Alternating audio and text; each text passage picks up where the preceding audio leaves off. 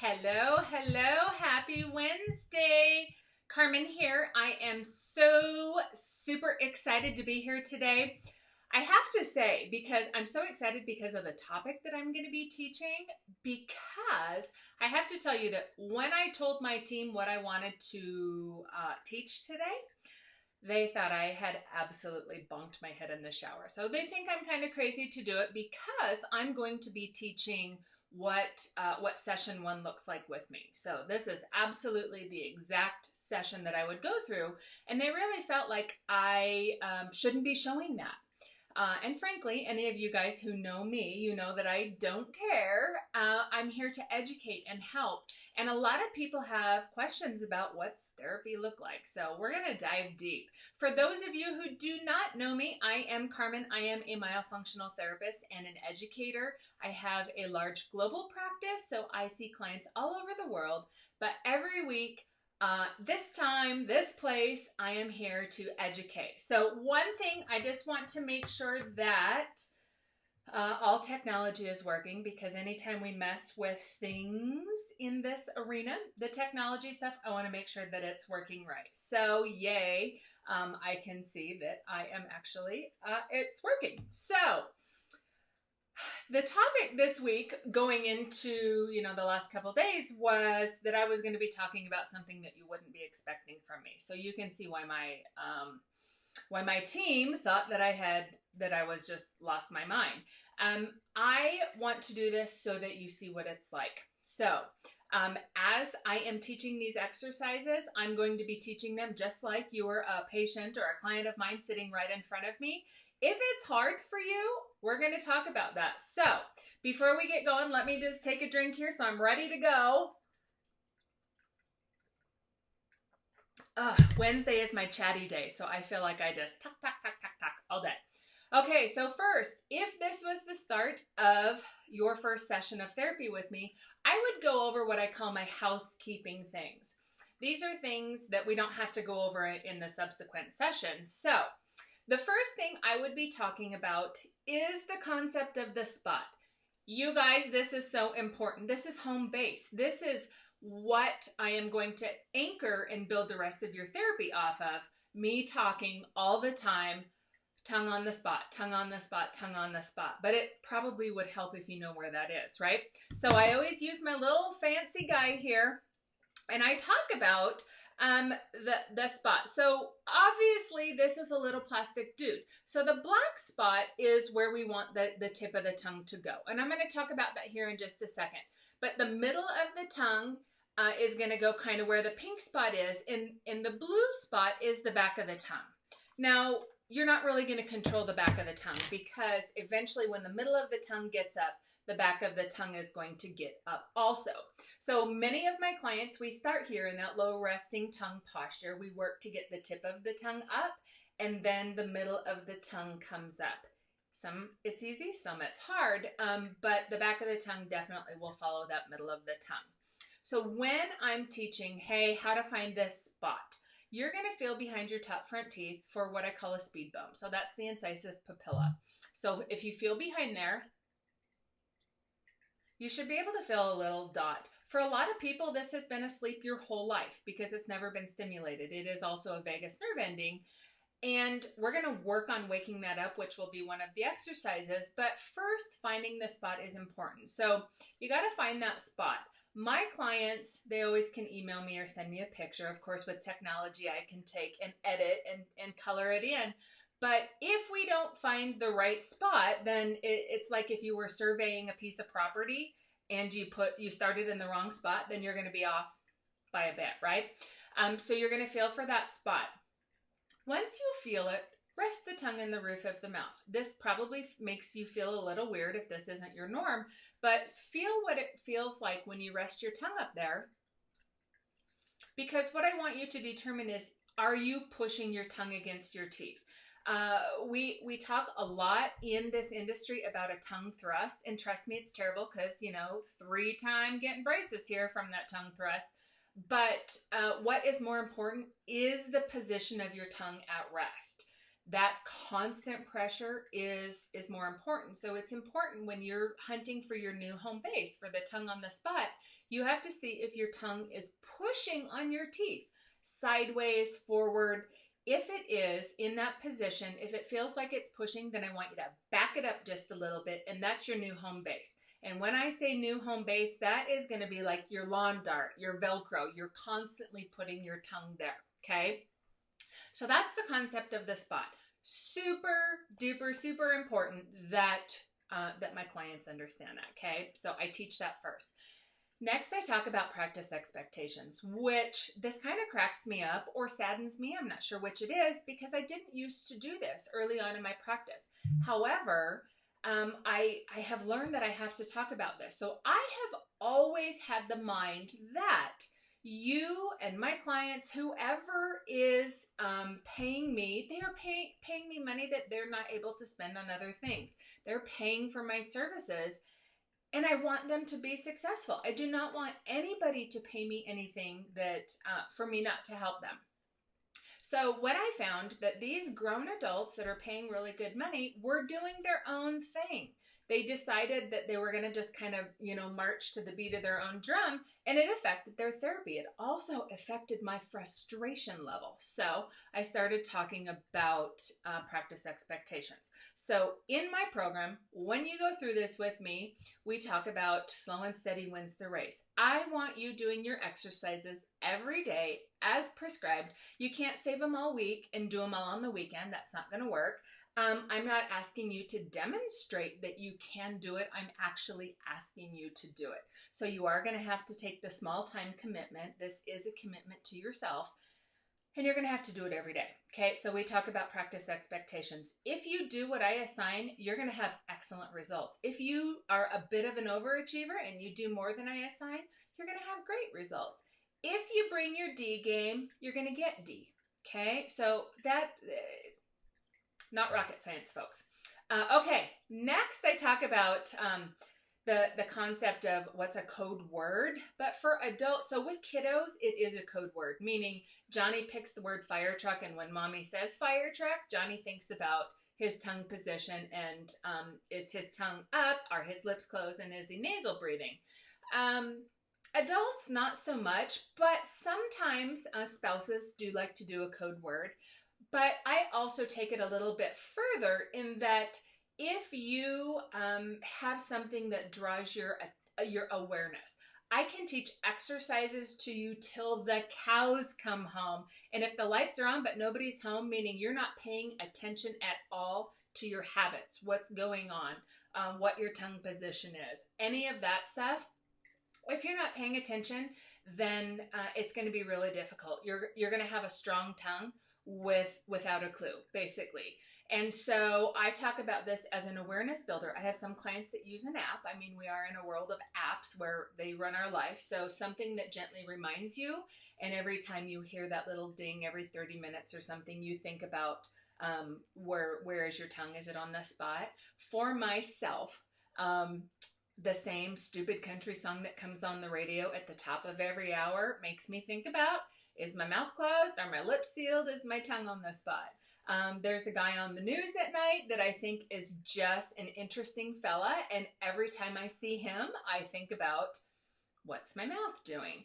So if it's the way your husband says your name, if it's the way your kid says, Mom, anything like that, when it happens, bring your awareness, focus to a higher level by thinking about that. Okay, so that's kind of the concept that I talk about, code word, but it's really an awareness builder. Okay, gotta get a drink here. Okay, next with my clients, they get 2 pieces of paper that they have to come to therapy with. One of those is a habit and symptom tracker, and one is their homework sheet.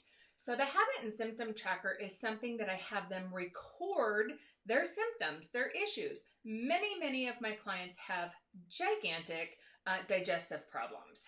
So we're tracking stomach aches, constipation, belching, so many different things. Acid reflux, that's my best jam, is helping my clients get off those nasty meds that nobody wants to be taking anyhow.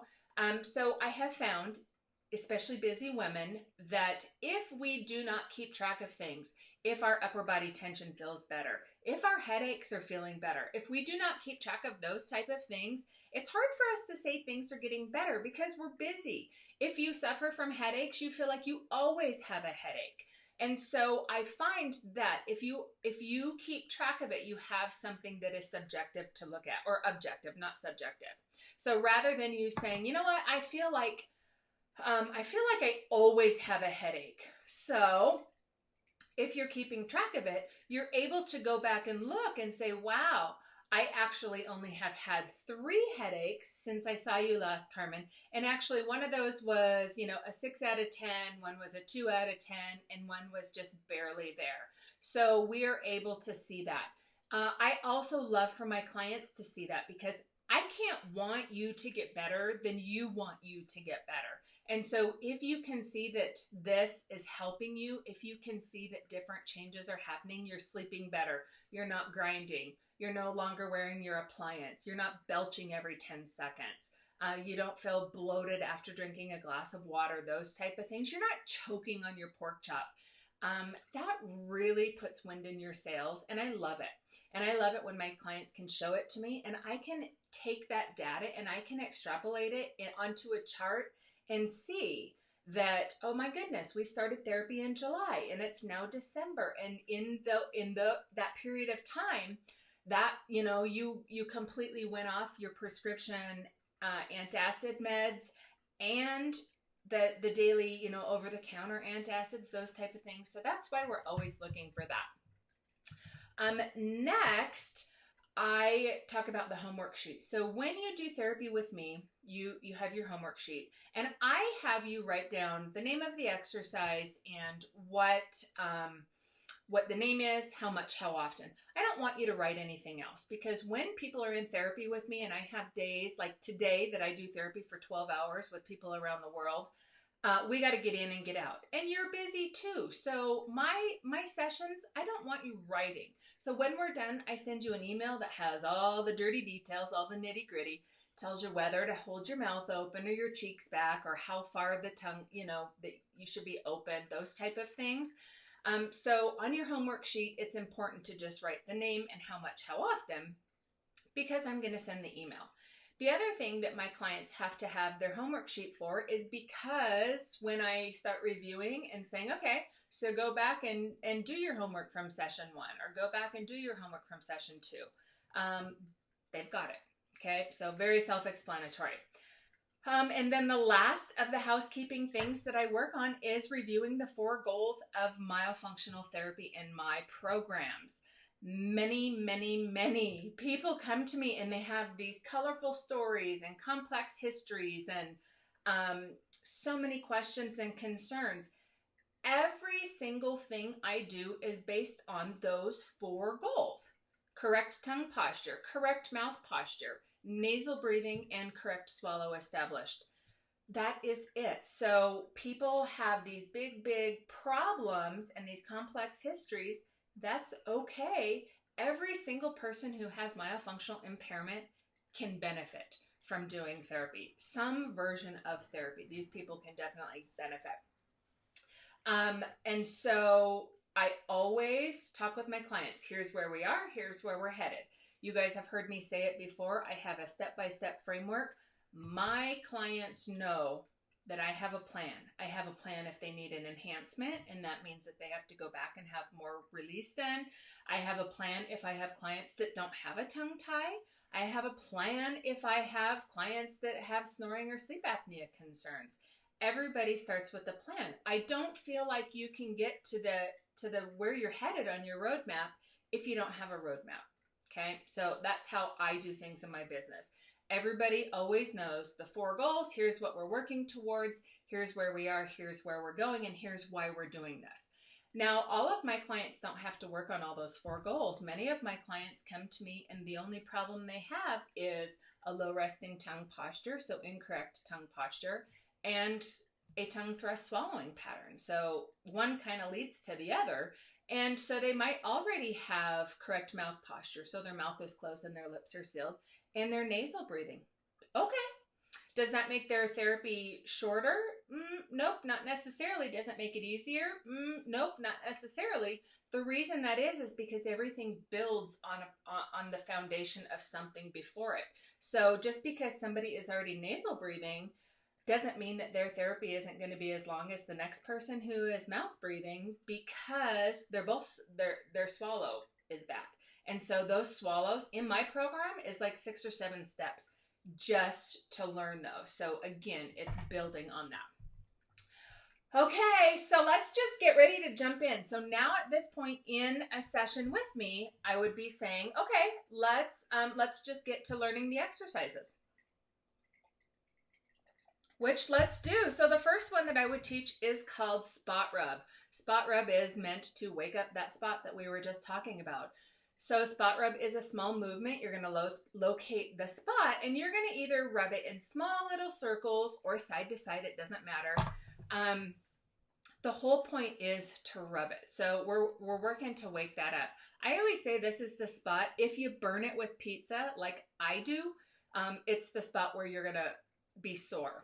A lot of my clients will say that this exercise really starts to feel raw and bother them. This is one of few exercises that I say, okay, well, if that's the case, then divide it up and do it more often. So I have some clients that will do it 30 seconds at a time instead of, the full minute. So when I do spot rub, it's going to look like this.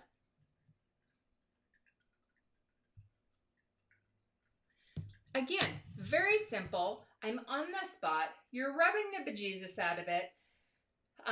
It's not a very big move, and you're not really so much worried about pressure. You're just waking that spot up. Okay. So that spot rub, it's so easy. Now, kind of the next step up, if you will, from spot rub is an exercise that I teach called peanut butter rub. If you eat peanut butter and you know what it's like to have it stuck in the roof of your mouth, or almond butter, or for crying out loud, how many of you have bit into a sandwich and the bread stuck in the roof of your mouth? That's what I'm talking about. So this move is going to be more intense. It's going to be more muscle building and isometric press. You're just scrubbing back and forth. So I explain that this is like the front third of the palate, the front third of the tongue. So it's a bigger piece of real estate than spot rub. And you're just going to make contact with the tongue on the spot and rub back and forth, back and forth. So I'm going to grab my camera and actually bring it in a little closer so you can see. First, I'll show you spot rub again, which is just a little movement. And then peanut butter rub is a much bigger movement. So here's spot rub. And then peanut butter rub.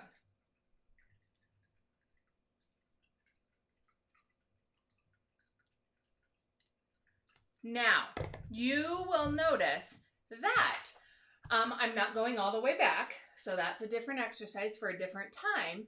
So I'm not going all the way back, but I'm just doing that front motion, and I'm scrubbing. So what my notes to my clients say, let me just look at my cheat sheet here.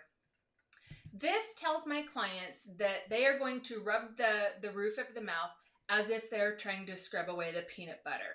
This exercise should be very active and involve plenty of pressure to the roof of the mouth. So remember that pushing is muscle building, that isometric press.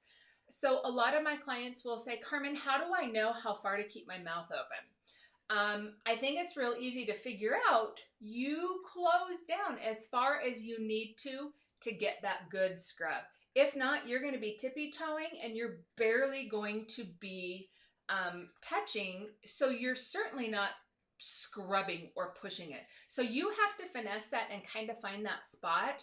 But once you find it, those muscles should be engaged. You should feel it down here in your suprahyoids, and it's going to be tiring. So it should be challenging. I always tell my clients, 100% of the time, nothing I teach you is going to be easy. And if you're finding it to be easy and it's not challenging you, you're not doing it right. So review your email. Reach out to me, have me send you a video. I send videos from grocery stores and parking lots and all of that. If you're doing it right and it still isn't challenging you, then I need to give you something that's more advanced. Every single thing that I give you should challenge you. So there's never going to be a freebie. No kitchen pass here, okay? So I teach spot rub and peanut butter rub just right back to back so that they can see the difference. Next, I have two exercises that kind of go hand in hand. One is called fast clicks and tick tocks. The other one is called suction and hold. Suction and hold really is one of the benchmark exercises that we look for somebody to be able to do for a period of time before they're ready for their frenectomy. Super important. It means the doctor can do a better procedure and hopefully you can end up with a smaller wound. But a wound that indicates an adequate release. So just because it's a tiny wound doesn't always mean that that's great. So fast clicks and tick tocks. This is what I call a compound move. So remember, myofunctional therapy works tongue, cheeks, lips, the oropharyngeal muscles. So we're always trying to get the biggest bang for the buck. So with fast clicks and tick tocks, it's a compound two-part exercise. So for the first part, we're clicking. It's very important that you click and not smack. The other thing that's very important is that you have jaw stabilization here. So you don't need anything fancy for this jaw stabilization. You can put your elbow on the table and put your finger on your chin and go to town. So I don't want the jaw to move. And I know it's called fast clicks, but I don't really care the speed that you do it. What I care about is that you do it right. So I have some clients that do the slower than hell clicks. That's what they call it. And we get a giggle out of it every time. And I'm fine with that because they're doing it right. So their form is correct and they're clicking. They're just getting a really crisp sound there. Now for the second part, when we add in the tick tock, that's going to be like fish lips. When you bring your lips forward, it has to be with purpose. Every single thing you do in your therapy has to be with purpose. Meaning, if you do this, it's not doing anything. You need to bring your lips forward, and then you're trying to get it really nice and tight. So I have my clients try and get so close that it's like their chopstick, okay? So when you're doing both the combination, the fast click and the tick tock together, it's going to look like this.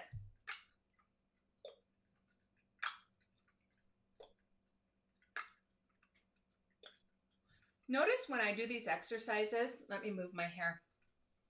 You don't see stuff going on here. So a lot of people with myofunctional impairment, they're constantly trying to lift with everything they have. So that is a part of therapy, is taking those compensations out of there. But when I'm doing fast clicks and tick tocks, the magic is happening right here. It's not happening everywhere else.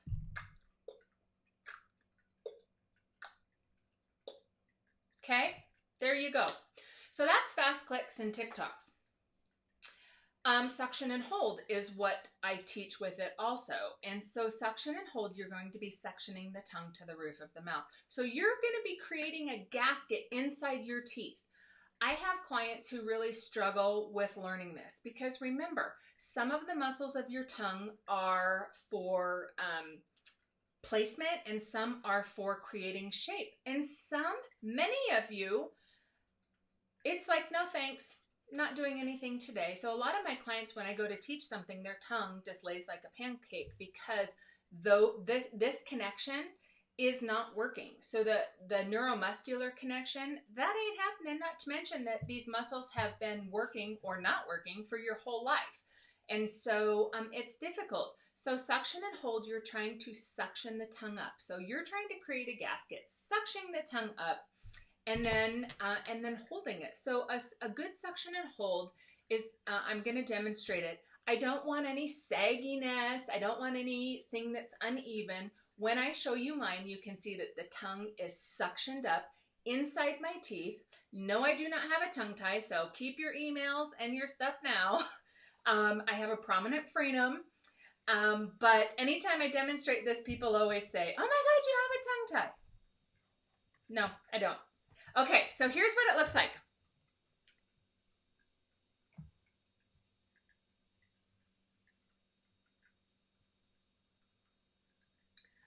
You can see I can hold that there all day. So some people have trouble. I have clients who are missing a tooth and they have a hard time. So you got to get in the right position. So it's like a Tupperware. If you have a Tupperware that's sealed and you pop the lid, you've broken the seal. The same thing. If you don't have your tongue pressed on the inside of that gasket, then you're going to have trouble, especially if you're missing a tooth. So again, it's like your horseshoe and your horseshoe, or if you had Velcro, or for crying out loud, if you put Gorilla Glue or caulking, something there and stuck your tongue up there, that's where you want it. Now, for some people who can't do clicks, they're doing smacks. That's not a click. Sometimes they got to mess around with these. So a click is just a fast version of a suction hold, right?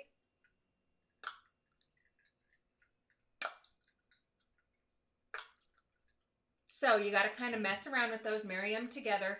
The bottom line is you have to improve in both of those, okay? So no moving the chin for fast clicks and TikToks, and then suction and hold. I'm kind of crazy in that I have my clients really work on suction and hold in different areas or different positions. And the reason that is because a couple things. I have people fly from 5 states away or other countries to see my providers that I work with. And can you imagine how mortified I would die if somebody got here and were told that they weren't prepared? So I take my clients a step higher because I never want that to happen. The other thing is I have so many different range of age of clients. If they're a little bit older, they may struggle. But for anybody, you go to the dental office, you get numb, maybe you get a little freaked out, you get nervous, now suddenly you're having to nasal breathe, and maybe what if that's not your norm? So I have my clients practice suction and hold, laying on the couch, laying on the bed. Tip your head off the edge of the bed or the edge of the couch so that you can just do it at a different angle rather than just being up. So it just is more practice. Okay, so let me see what else we have here. So next is chopstick pulls. Chopstick pulls is fun because I always get a kick out of people saying, oh my God, Carmen, I can't believe my tongue works like an elephant trunk. One of the things with chopstick pulls is it's helping with strength and coordination, but really with chopstick pulls is we're working on those new neuromuscular connections. So this chatter, this conversation, I want you to be able to do something with your tongue because you tell your tongue to do it. So right now, some of you have a tongue that's like a 2-year-old. It doesn't want to listen at all. But many of my clients, when I start to teach them chopstick pulls, their tongue just lays there like a pancake. And they have to work through those steps. So always get a hand mirror, and that way you can start to see when you start having some success. Oh, yep, I did that right. And then you can start to see, oh, hey, those muscles are firing. Those are not. This exercise is a compound move also. So when I teach it, they're going to go over for a period of time, and then they're going to go under. The whole point is not to be biting on the chopstick, but to really be making the tongue work and work on command. So when I go under,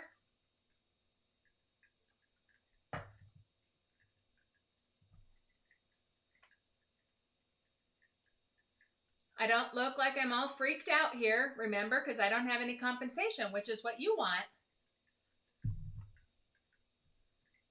I could hang out here all day. And then when I go over,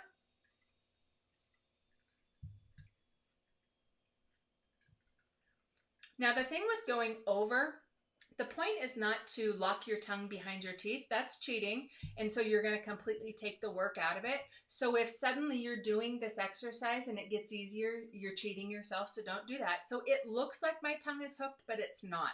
I'm still working to pull it back.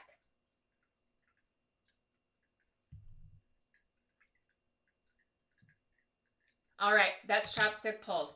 Okay, and then the last exercise that I teach, and this involves something coming in somebody's kit. So, and I have it on a toothbrush here, but it's these little elastics. So maybe you've been in ortho and you've had these little ortho elastics. I've had people even go to the store and get like the little braids for hairs. I don't send those in my kit, but I suppose in a pinch, you totally could use them. I like to put the bands back on a clean toothbrush and just keep it in my kit. But when I teach one elastic hold, this is what I call a timed exercise. So the whole point of it is to just retrain the tongue, to teach the tongue where home base is, to teach the tongue, hey, this is where I live, this is where home is. And it's just that habit correction. So I call it a multitasking exercise because my clients get to do this for up to an hour at a time. And so I never want them to just sit there and stare at the clock, but I want them to do other things because we're doing a couple things. We're teaching the tongue, hey, this is where I go. We're also starting to get a sneak peek at the swallow because 100%, almost, I'd say at least 90% of my clients have tongue thrust issues. They absolutely don't swallow correct. And so when we do one elastic hold, they place that elastic on the tip of the tongue. Then the elastic goes up to the spot. Always, it's very important to actually use the elastic for this. I've had some clients who kind of want to do their own thing. They don't want to use the elastic, and then they wonder why they're struggling. So I always give the analogy, if you hold your hand up here and you have nothing on it, eventually it's going to get tired and it's going to fall. But if you have a pie on it, if you have a fresh baked blueberry pie, you are not going to let that puppy hit the ground. And that's the difference. So when you have your elastic and you're using it, you're pressing up to the spot. It's like a placeholder. It's telling your tongue, okay, this is where I need to stay because I don't want to come off because it's going to come off.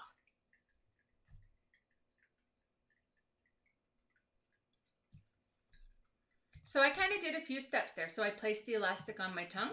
I placed my tongue to the spot with the elastic on it. I relaxed my teeth together. You don't need to clench your teeth. Teeth should never be like this. About 1 millimeter apart is where you want them. And then relax your face. Now, the one thing where I said to get a sneak peek on the swallow, eventually you're going to have spit you have to swallow. So keep your tongue pegged and you're going to start getting your tongue to swallow doing this. So it's going to be a little bit interesting.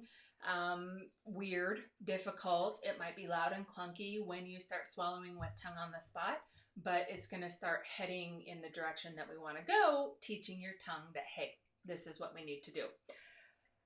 Okay, so those are the exercises that I teach in session 1. Now, this program that I just taught you is called my Myo to Go program. This program, I actually teach Myo to Go, I teach hybrid, and I teach traditional. So traditional is like doing therapy like this with me, one-on-one for the whole time. Hybrid is a combination of live therapy like this. We meet to do questions, skills assessment, see how you're doing, that kind of stuff. But you learn your exercises via video. So just like I did, my sessions are live therapy sessions recorded. And then Myo to Go does not check in with me. It is 100% video-based education series, but it's the same therapy, the same plan, the same framework, and the same outcome, really. If you put the effort in, if you do the elbow, Rome wasn't built in a day. It takes a little bit of elbow grease, but very, very successful. So that is the exact program that I teach in those programs. So what would happen next is I would be saying, okay, so next time I see you, here's the supplies you need. So sometimes my clients need more supplies. Sometimes they need a glass of water. Sometimes they need a cup of yogurt or pudding or applesauce, something like that. Sometimes they need a cracker or a pretzel. Sometimes maybe a piece of fruit. It just depends. So I always tell my clients that so they know ahead of time. And then at the end of every session, I tell my clients when I want to see them next again, which can be anywhere from 2 to 4 or 5 weeks, just depends on them, their needs. Going longer certainly never hurts anybody as long as they're doing their homework. So that's the biggest thing. If you're just hanging out, having a good old time, not doing it, you're not going to progress. And then last, I get what I call your number. So we measure, as we go through therapy, we measure the percentage of time during daytime hours, of course, and when you're not eating or speaking, because obviously your mouth can't be closed and your tongue can't be on the spot when you're doing those things. But basically, I tell my clients when your tongue is doing what it should. So I get measurements of tongue on the spot, where the middle of the tongue is, if it's in contact with the roof of the mouth. So remember, we always start with the tip and then we get the middle of the tongue up eventually. And then we monitor nasal breathing and mouth closed. So again, those are subjective, but it is very helpful as we go through therapy. Most of my clients start with zeros, or at least typically zeros with tongue on the spot and middle of the tongue. And then when we get to the end of therapy, generally those numbers are 90 to 100%. I mean, I don't know that any of us is perfect all of the time, but that's super significant. What happens if I have clients in the middle of therapy as we progress whose numbers are not getting better? Then we start really doing some different things to bring awareness. They set a timer, those type of things. So we dive in. They have to be aware that's 50% of the battle. So I can teach exercises all day long. Like I said, if they're not aware, then they're not going to get help. Okay, so that is it. That's what that session would look like. Now, so what if you think you have questions? So I talk about this a lot, or what if you think you have questions? If you think you have impairment, it would help if I get the right word there. If you think you have impairment, you can start a couple different ways. You can jump right into a comprehensive exam, which everybody has to have. You can do a free assessment to visit with me, see what I think, see if it makes sense for you to pay for an exam.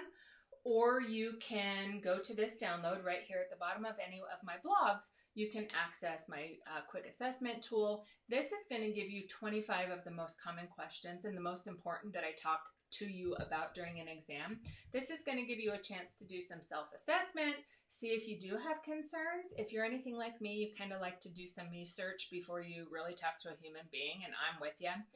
So get that tool, use it, figure out, oh my God, I do have concerns. Oh my God, nasal breathing is the way to do it. If you're a mouth breather, many of us just think breathing is good because we don't like the alternative, but actually it's much better for your body if you are nasal breathing. So I help you learn that and I help you understand why.